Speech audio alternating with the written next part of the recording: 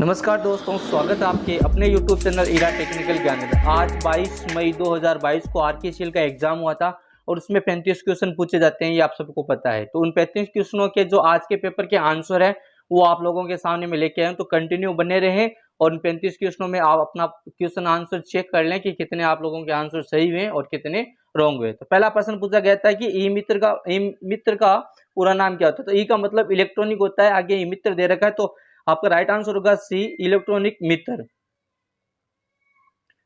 Next question आपका है Microsoft office picture manager का क्या असर है। तो पहले आपको मैं बता दूं कि माइक्रोसॉफ्ट ऑफिस पिक्चर मैनेजर क्या होता है, क्योंकि माइक्रोसॉफ्ट ऑफिस का एक अलग से एक सॉफ्टवेयर होता है, ऑप्शंस होता है, जिसके माध्यम से किसी भी पिक्चर को अगर आप मॉडिफाई करना चाहते हो, चेंज वगैरह करना चाहते हो, तो आप माइक्रोसॉफ्ट ऑफिस पिक्चर के माध्यम से कर सकते हो।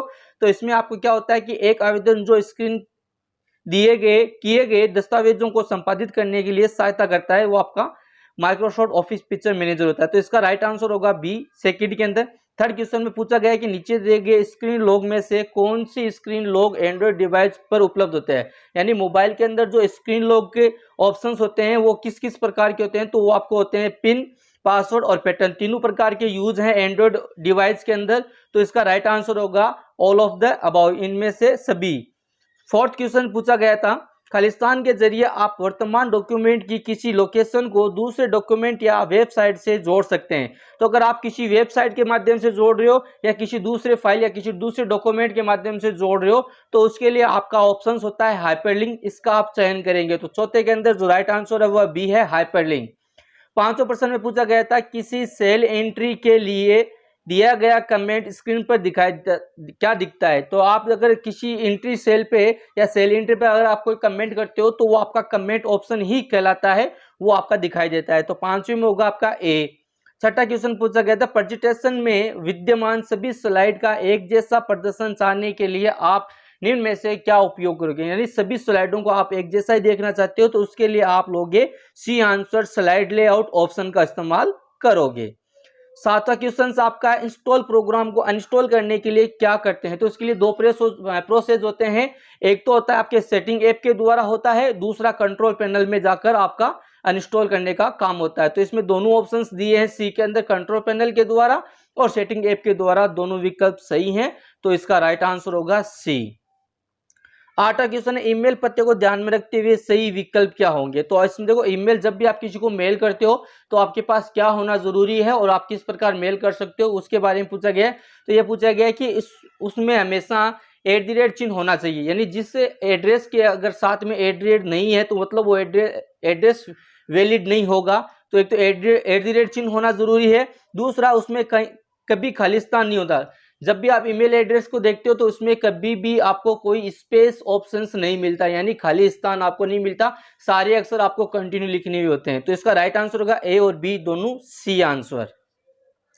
तीसरा नौवां क्वेश्चन है दस्तावेज को सेव करते समय सेव और सेवेज में अंतर बताइए। तो आपको यहाँ सेव और सेवेज में अंतर बताना है। सेव का मतलब होता है जो भी आप कार्य करते हो उसको सुरक्षित करने के लिए, और सेवेज का होता है कि आप उसी कार्य को जो सेव कर रहे हो फाइल को, उसका नाम परिवर्तन कर सकते हो, साथ में आप उसको कहाँ रखना है उसका स्थान परिवर्तन कर सकते हैं। तो यहाँ पर ऑप्शन पूछा गया है सेव का, देखो दिया गया है कि उस दस्तावेज को संग्रहित करेगा जो पहले से किसी स्थान में संग्रहित है। तो ये ऑप्शंस में आप ये देख लें कि सेव यानी पहले से सेव नहीं होगा। अगर आप पहले से सेव है तो उसको आप सेव एज कर रहे हो, तो इसमें बी गलत होगा। सी आंसर है सेव एज, हमें फाइल का नाम और स्थान बदलने की अनुमति देता है। तो यहाँ पे राइट आंसर आपका सी होगा। फिर भी आप लोग थोड़ा देखना, बी वाले में थोड़ा सा कंफ्यूजन है, त्रुटि वगैरह हो सकती है। अगला क्वेश्चन आपका है 10वां पावर पॉइंट प्रदर्शन में कौन सा फाइल प्रारूप नहीं जोड़ा जा सकता। यानी आप पावर पॉइंट की जो स्लाइड्स बनाएंगे, आप जो इसमें इफेक्ट डालेंगे या कुछ वीडियो ऑडियो डालेंगे, तो कौन सी चीज़ है जो आप डाल नहीं सकते। उसमें जेपीजी नहीं डाल सकते हैं, HTML डाल सकते हो, GIF डाल सकते हो, लेकिन WAV आप यहाँ पे नहीं डाल सकते। तो इसका राइट आंसर होगा आपका डी। नेक्स्ट क्वेश्चन है कौन सी कुंजियों के संयोजन से पावर पॉइंट प्रस्तुतिकरण में नया स्लाइड, यानी पावर पॉइंट में अगर आपको नई स्लाइड लेना है तो उसके लिए शॉर्ट की क्या होगा। तो बाकी जो वर्ड है एक्सेल के लिए वगैरह इनके लिए तो न्यू के लिए कंट्रोल N होता है, लेकिन यहाँ पर कुछ चेंज है। हमेशा देखना पावर पॉइंट के अंदर अगर नई स्लाइड लेना है तो आपको कंट्रोल+M का इस्तेमाल करना होगा। तो यहाँ आंसर होगा सी। नेक्स्ट क्वेश्चन है संक्षिप्त रूप GUI, इसका मतलब होता है ग्राफिकल यूजर इंटरफेस। आप यहाँ देख सकते हो सी के अंदर देखा है ग्राफिकल यूजर इंटरफेस, GUI का पूरा नाम होता है। नेक्स्ट क्वेश्चन आपका है 13 नंबर, इंटरनेट एक्सप्लोर। देखो आप इंटरनेट पे किसी चीज को सर्च करते हैं तो सर्च करने के लिए जो सॉफ्टवेयर हम इस्तेमाल करते हैं उसे हम कहते हैं ब्राउजर। तो यहां पर ये एक प्रकार का वेब ब्राउजर है, और वेब ब्राउजर के अंदर जैसे याहू है, गूगल है, ये आपका सर्च इंजन कहलाते हैं। तो यहाँ इंटरनेट एक्सप्लोर एक प्रकार का वेब ब्राउजर है, उसका राइट आंसर है ए। नेक्स्ट क्वेश्चन है 14 नंबर, संक्षिप्त रूप बताइए DIMM का। तो इसका जो पूरा नाम होता है वो आता है dual in line multimedia module, इसका राइट आंसर होगा आपका ए। नेक्स्ट क्वेश्चन है, इनमें से कौन इनपुट आउटपुट युक्ति नहीं है। आपको बताना है कि इसमें इनपुट और आउटपुट दोनों नहीं है, उसका नाम बताना है। तो स्पीकर आपका आउटपुट डिवाइस है, प्लॉटर आपका आउटपुट डिवाइस है, मॉनिटर भी आपका आउटपुट डिवाइस है, लेकिन ALU ये होता है अर्थ लॉजिकल यूनिट, अर्थमेट्रिक लॉजिकल यूनिट, ये CPU का पार्ट होता है, CPU के अंतर्गत होता है। तो इसका राइट आंसर होगा यहाँ पे ALU, ये इनपुट आउटपुट डिवाइस में से नहीं है। नेक्स्ट क्वेश्चन होता है, विंडोज में किसी फाइल या फोल्डर को हमेशा के लिए मिटाने हेतु हम इस्तेमाल करते हैं। देखो नॉर्मल हम अगर डिलीट करते हैं तो आप कीबोर्ड से डिलीट बटन इस्तेमाल कर सकते हैं या माउस के माध्यम से डिलीट कर सकते हो, लेकिन वो रिसाइकिल बिन में चला जाता है। और अगर आप चाहते हो कि वो रिसाइकिल बिन में ना जाए, परमानेंटली आपके कंप्यूटर या मोबाइल से हट जाए, तो अगर कंप्यूटर से हटाना तो परमानेंटली हटाना हो तो आप शिफ्ट के साथ डिलीट बटन प्रेस करेंगे तो वो फाइल या फोल्डर इमेज जो भी होगा वो परमानेंटली अपनी विंडो कंप्यूटर से हट जाएगा। तो इसका राइट आंसर होगा ए, शिफ्ट के साथ में डिलीट इस्तेमाल करना है। अब आता है टिम बर्नर्स-ली द्वारा की गई अवधारणा। तो देखो टिम बर्नर्स-ली ये एक जनक है और जिन्होंने WWW का आविष्कार किया था, इसको मतलब प्रतिपादित किया था, और उसका पूरा नाम होता है वर्ल्ड वाइड वेब। तो ये WWW के जनक माने जाते हैं टिम बर्नर्स-ली। तो इसका राइट आंसर होगा आपके ए। अगला क्वेश्चन है, निम्नलिखित में से कौन भारतीय सुपर कंप्यूटर का उदाहरण नहीं है। अब यहाँ देखें बहुत बार स्टूडेंट गलती कर देते हैं, यहाँ वो देखते हैं कि सुपर कंप्यूटर का पूछा गया है भारत का, तो आप वो परम आंसर दे देते हैं, लेकिन यहाँ पर परम गलत होगा आंसर, क्योंकि वो सुपर कंप्यूटर भारत का है लेकिन प्रश्न में पूछा गया है कि उदाहरण नहीं है, सुपर कंप्यूटर का उदाहरण नहीं है, तो वो आपका होगा AS4000। ये भारतीय जो सुपर कंप्यूटर है उसका एग्जाम्पल नहीं है, ये IBM के द्वारा बनाया गया सुपर कंप्यूटर का एग्जाम्पल है।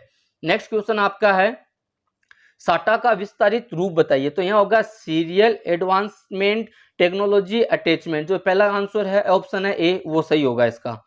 20 नंबर, कर्सर के बाईं ओर के अक्षर कौन सी कुंजी से मिटते हैं। तो ये ध्यान रखना, यहाँ पर ये ध्यान देने वाला क्वेश्चन है, थोड़ा सा दिमाग का इस्तेमाल करना है, हमें बाईं और दाएं का फर्क देखना है। अगर हम लोग बाएं यानी कि हम लोग लेफ्ट साइड के अक्षरों को डिलीट कर रहे हैं, हटा रहे हैं, तो इसके लिए बैक स्पेस होगा। अगर राइट साइड यानी पीछे के अक्षर हैं, कर्सर के पीछे के अक्षर यानी राइट साइड के हैं, अगर उन्हें डिलीट कर रहे हैं तो उसके लिए हम डिलीट बटन का इस्तेमाल करेंगे। तो यहाँ पर पूछा गया है लेफ्ट साइड से अक्षरों को हटाने के लिए, मिटाने के लिए, तो वहां पर आपका बैक स्पेस बटन होगा, इसका आंसर होगा बी। नेक्स्ट क्वेश्चन आपके है, MS एक्सेल प्रोग्राम में खानों की चौड़ाई और पंक्ति की लंबाई मापी जाती है, वो नापी जाती है हमेशा पिक्सल के अंदर। तो इसका राइट आंसर होगा बी। नेक्स्ट क्वेश्चन आपके है, जब आप होम टैब में फॉर्मेट प्रिंटर आइकन पर क्लिक करते हो तो आप देखते हैं कि उसका माउस पॉइंटर खालिस्तान में बदल जाता है। तो देखो वो ब्रश के रूप में हो जाएगा, क्योंकि फॉर्मेट प्रिंटर क्या करता है, टेक्स्ट को कॉपी नहीं करता, लेकिन टेक्स्ट के ऊपर जितने भी इफेक्ट डाले गए हैं, जितने भी एडिटिंग की गई है, फॉर्मेट किया गया, उस सबको फॉर्मेट करता है, केवल शब्दों को छोड़ गए, तो वो ब्रश के रूप में कन्वर्ट हो जाता है। तो इसका राइट आंसर हो गया आपके सी, पेंट ब्रश। नेक्स्ट क्वेश्चन आपके, निम्न में से किस प्रकार के साइबर अटैक के द्वारा आपको चाहिए गई वेबसाइट की जगह अन्य वेबसाइट पर ले जाया जाता है। यानी अगर आपके ऊपर साइबर अटैक हो रहा है तो उसके द्वारा आपको जो सूचना मांगी गई थी आपसे, चाहे आप जो सूचना चाह रहे थे, वो उसकी जगह किसी दूसरी पे ले जाता है, वो इसके अकॉर्डिंग आता है, वो आता है DNS आपके पोइंजिंग के अकॉर्डिंग। तो इसमें राइट आंसर होगा ए। नेक्स्ट क्वेश्चन आपके है, कंप्यूटर अनुप्रयोग में कार्य पुस्तिका मूल रूप से किससे संबंधित है। तो देखो कार्य पुस्तिका पूछा है, यानी आपके पास व्हाइट वगैरह पेज उपलब्ध हो, डॉक्यूमेंट वगैरह हो, तो उसके लिए आप कुछ लिख सकते हैं उस व्हाइट पेज के ऊपर। तो आपको सबसे पहले जो सुविधा प्रोवाइड करवाता है वो आपका होता है MS वर्ड। ठीक है, तो इसका राइट आंसर होगा आपके D, MS word. Next question है, कंप्यूटर सिस्टम का एक ऐसा हिस्सा जिसमें कंप्यूटर निर्देशों पर डाटा होता है, यानी कंप्यूटर का आपको सिस्टम का वो हिस्सा बताना है जिसमें कंप्यूटर निर्देशों पर डाटा उपलब्ध होता है। तो देखो सॉफ्टवेयर आपका है, उसकी परिभाषा ये होती है निर्देशों का समूह है, यानी जो आपके निर्देश होंगे उनका समूह के आधार पर ये आपको जो काम करने वाला होता है वो होता है आपका सॉफ्टवेयर। इसमें चिप, हार्डवेयर और डोस नहीं होगा। तो 25 में राइट आंसर होगा ए सॉफ्टवेयर। नेक्स्ट क्वेश्चन आपके 26, किसी भी कंप्यूटर में क्रिटिकल प्रोसेसिंग कंपोनेंट कौन सा है, उसमें आपको बताना है कि क्रिटिकल जो प्रोसेसिंग आपके कंपोनेंट है वो कौन सा होता है। तो यहाँ पे आप देखो माउस है, कीबोर्ड है, डीवीडी है। माउस और कीबोर्ड ये आपके इनपुट आउटपुट के अकॉर्डिंग आता है। डीवीडी आपका मेमोरी स्टोरेज के अकॉर्डिंग आता है जो सेकेंडरी मेमोरी कहलाता है। और आपका मेमोरी डिवाइस है वो आपका कहलाता है क्रिटिकल प्रोसेसिंग कंपोनेंट। तो इसका राइट आंसर होगा सी 26 के अंदर। नेक्स्ट क्वेश्चन आपके है डॉट मैट्रिक और सॉलिड फॉन्ट प्रिंटर किसका उदाहरण है। तो ये लाइन प्रिंटर के उदाहरण होंगे, इसमें ए रहेगा आपके। नेक्स्ट है इंकजेट प्रिंटर या बेंड प्रिंटर का वर्गीकृत किया जा सकता है, जैसे ये इंकजेट प्रिंटर और बेंड प्रिंटर है आपका इंक प्रिंटर के अकॉर्डिंग आते हैं, बी आंसर रहेगा। कौन सी सेकेंडरी मेमोरी का प्रकार नहीं, आपको बताना है कि सेकेंडरी मेमोरी यानी कंप्यूटर के बाहर से लगाई जाने वाली जो मेमोरी है उसका एग्जाम्पल नहीं है। तो सॉलिड स्टेट ड्राइव ये बाहर से लगा दिया, हार्ड डिस्क भी बाहर से लगा सकते हो क्योंकि एक्सटर्नल और इंटरनल दो प्रकार की हार्ड डिस्क आपको प्रोवाइड होती है। और एक होता है यूएसबी पेन ड्राइव, ये आपका बाहर से लगता है, लेकिन रैम जो आपकी रैंडम एक्सेस मेमोरी है ये आपके इंटरनल मेमोरी होती है, तो ये प्राथमिक मेमोरी है। तो यहाँ सेकेंडरी का एग्जाम्पल नहीं पूछा है कि नहीं है, तो आपका यहाँ आंसर होगा रैंडम एक्सेस मेमोरी क्योंकि ये प्राथमिक मेमोरी है। तो इसमें सी आंसर आपका सही रहेगा। 30 नंबर क्वेश्चन से निम्नलिखित में से कौन सा मेमोरी डिवाइस मुख्य रूप से गति के मामले में क्रैश मेमोरी के समान है। तो क्रैश मेमोरी के बारे में जो आपकी सबसे स्पीडली मेमोरी मानी जाती है और इसके अकॉर्डिंग जो दूसरी इसके बराबर लेवल का पूछा है वो आपकी होती है फ्लैश मेमोरी, क्योंकि ये फ्लैश मेमोरी कैश मेमोरी के बराबर का समान कार्य करती है। नेक्स्ट क्वेश्चन है वेब ब्राउजर क्या है। आपको बताया वेब ब्राउजर, मैंने भी बताया था ना आपको कि जैसे आप इंटरनेट में किसी चीज को सर्च करते हो या ढूंढते हो तो उसको सर्च करने और ढूंढने के लिए जो सॉफ्टवेयर आप इस्तेमाल करते हो उसको वेब ब्राउजर बोला जाता है। और ये एक प्रकार का सॉफ्टवेयर प्रोग्राम है जो आपको वर्ल्ड वाइड वेब और साइटों तक पहुंचने की अनुमति देता है। तो ये मैंने आपको पहले आगे स्पष्ट बता दिया था जब इंटरनेट एक्सप्लोर का क्वेश्चन आया था उसमें। तो इसका राइट आंसर होगा आपके डी।